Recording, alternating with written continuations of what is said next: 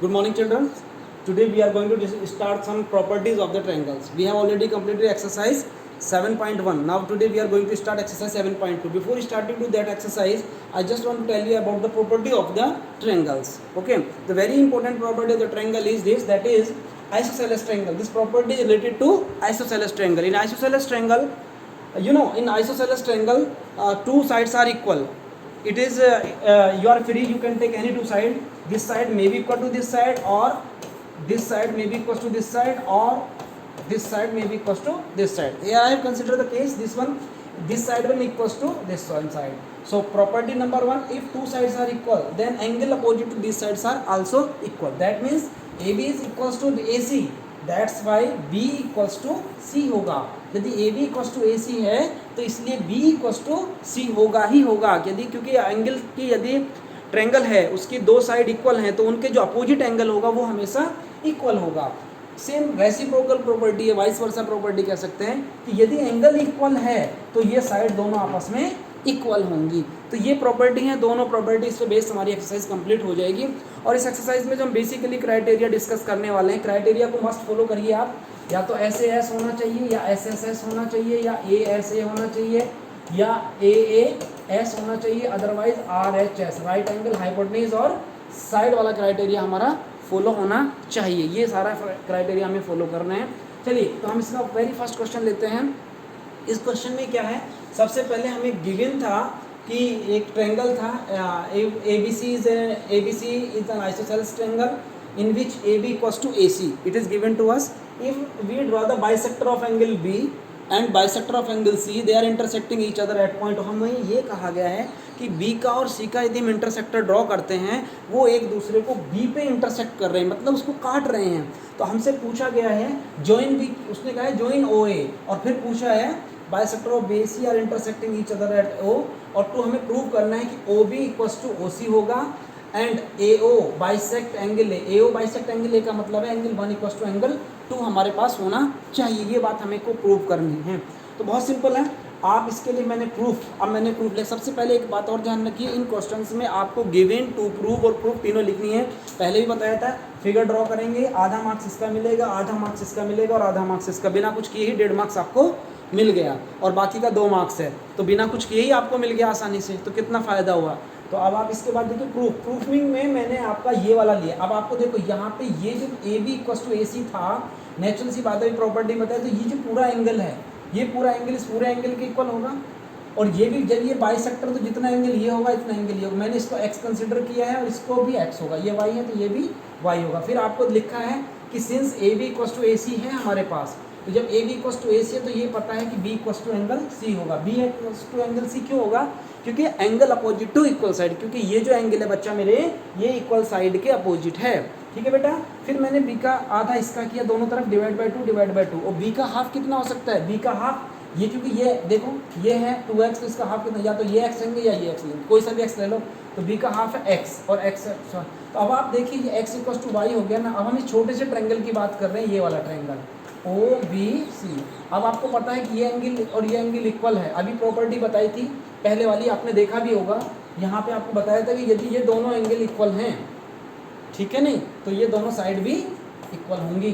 तो मैं यही कहना चाह रहा हूँ आपसे कि बच्चा मेरे, यदि ये दोनों एंगल इक्वल हैं तो ये साइड भी इक्वल होगी. OB इक्वल्स टू OC, वही मैंने चेपी है. X OB equals to in triangle OB BOC में आके देखेंगे तो angle x equals to angle y, अभी प्रूव किया था, प्रूव एबव. कहाँ किया है हमने, प्रूव एबव. तो OB इक्वल्स टू क्या होगा हमारे पास, OC होगा. फिर क्या होगी, side opposite to equal angles. फिर तो इसका केस खत्म, एक चीज़ हमारे पास प्रूव हो गई है. दूसरा है in triangle AOB and triangle AOC. AOB और AOC में आ जाइए. AOB और AOC में क्या है, अब आप देखिए, आपको जो क्राइटेरिया देखो, ये वाली साइड है OA. सबसे पहले देखिए OA इक्वल्स टू OA, इसमें भी है. AB इक्वल्स टू AC, ये अभी हमें दिया था, गिवन था. And OB equals to OC, ये भी अभी हमने प्रूव किया है यहाँ से. तो 3 चीज़ प्रूव होगी, तो therefore triangles are congruent by criteria कौन सा, SSS. अब बाकी ये बचा, तो जब तीन चीज़ उसके इक्वल हैं तो बाकी जो 3 चीज़ बचे उनको उठा के CPCTC से इक्वल कर देते हैं. That means angle 1 equals to angle 2 हो गया. ये बस यही प्रूव करना है. That means AO bisect angle A, hence prove. तो ये हमारा फर्स्ट क्वेश्चन यहाँ से कंप्लीट हो गया है. चलिए सेकंड क्वेश्चन पे आते हैं। सेकंड क्वेश्चन पे दिया था आपको एक ट्रायंगल ABC था। इन ट्रायंगल ये कह रहा है कि AD is the perpendicular bisector of BC। Perpendicular bisector का मतलब होता है कि वो 90 परपेंडिकुलरली पड़ा है उस पर और उसको दो इक्वल पार्ट में डिवाइड कर रहे हैं, यानी कि ये AD जो है इस पर परपेंडिकुलर है और साथ में जितना डिग्री है उतना डिग्री है 90। मैंने इसको 1 माना, इसको 2 मान लिया। तो AD परपेंडिकुलर टू BC है and BD equals to CD, ये भी हमें दे रखा है। तो हमें प्रूव क्या करना है, ABC is an isosceles triangle, यानी कि हमें प्रूव करना है आइसोसेलेस ट्रायंगल। आइसोसेलेस ट्रायंगल में आपको मालूम है कि there are the isosceles triangle में you know very well that means कि if triangle is isosceles then the two side must be equal. तो we have to prove AB equals to AC। तो अब आप कंसिडर करें triangle ABD and triangle ACD लीजिए हमने triangle. तो AD equals to क्या है हमारे पास बच्चा, AD equals to AD common है क्योंकि दोनों में है।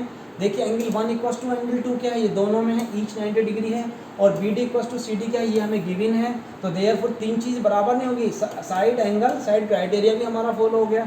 तो ABD congruent to triangle ACD, therefore AB equals to AC by CPCD। इसका मतलब या फिर हम लिख सकते हैं 3 इक्वल्स टू, जब AB इक्वल्स टू AC है तो आपको मालूम है कि जब साइड इक्वल है तो उनके अपोजिट एंगल भी इक्वल होंगे। इसका अपोजिट एंगल 3 है और इसका अपोजिट एंगल 4 है। तो 3 equals to 4 and that means angle B equals to angle C, hence prove. तो ये दो क्वेश्चन हैं, तीसरा क्वेश्चन भी मैंने कराया वैसे तो।